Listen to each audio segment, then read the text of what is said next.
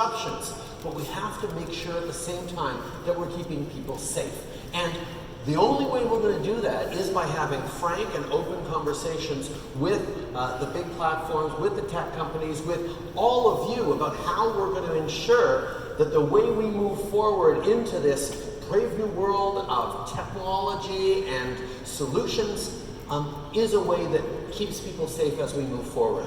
I'm excited about having these conversations. I've launched some great conversations with a number of big tech leaders, and I know that all of us want to be part of building a better future. That's why we're here. We just have to think about all the different aspects of that better future, and that's something that Canada is going to lead in as well.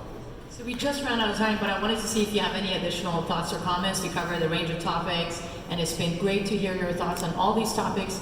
Do you think we left anything out? I'm just really excited to welcome you all to Toronto, to Canada, tell you you're going to have a great few days. I challenge you to think big, to challenge each other, but also think about the kind of communities, the kind of world that you're going to be building with the technologies that you're leading. And as you do that, as you lead your way forward, as you create tremendous success for you and your companies, try and think about how you're making sure to bring along the rest of society with you, because if we don't succeed together, we're all going to fail separately.